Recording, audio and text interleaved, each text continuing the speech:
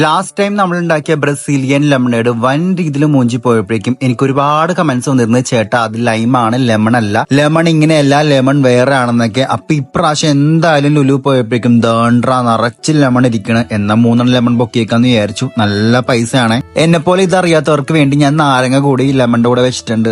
നിങ്ങൾക്ക് വേണ്ടി ഞാൻ ഒരു മൊസമ്പി കൂടെ വെച്ചിട്ടുണ്ട്, ഇതിന്റെ വലിപ്പം അറിയിക്കാൻ വേണ്ടി. അത്യാവശ്യം നല്ല വലിപ്പമുള്ളതാണ് ഈ ലെമൺ എന്ന് പറയുന്നത്. അത് മാത്രമല്ല ഓറഞ്ചിന്റെ ഒരു കൺസിസ്റ്റൻസിയാണ് നമുക്ക് കിട്ടുന്നത് മുറിക്കുമ്പോൾ. ഇത് വാങ്ങിച്ച സ്ഥിതിക്ക് നമുക്ക് എന്തായാലും ബ്രസീലിയൻ ലെമൺ ഉണ്ടാക്കി നോക്കാം. പക്ഷെ ഇന്നിപ്പോ ബ്രസീലിയൻ ലെമൺ ഉണ്ടാക്കാനുള്ള മൂഡ് എനിക്കില്ല, കാരണം ലുലു പോയി കഷ്ടപ്പെട്ട് തളർന്നു വന്നിരിക്കുകയാണ്. ഈ ഒരു അവസ്ഥയിൽ ഞാൻ എപ്പോഴും പറയുന്നത് പോലെ എനിക്ക് ഏറ്റവും ഇഷ്ടം കുടിക്കാൻ മൊഹിറ്റോസ് ആണ്. അപ്പൊ ലെമൺ മേടിച്ച സ്ഥിതിക്ക് നമുക്ക് എന്തായാലും ഒരു വെർജിൻ മൊഹിറ്റോസ് ഉണ്ടാക്കാം. ഓ എന്തൊരു ആശ്വാസം എന്നറിയോ, ഭയങ്കര അടിപൊളിയായിട്ടല്ല, നമുക്ക് ഭയങ്കര ദാഹിച്ചിരിക്കൂലേ, ഭയങ്കര തേഴ്സ്റ്റി ആകുമ്പോ ബെസ്റ്റ് ഡ്രിങ്ക് ആണ്.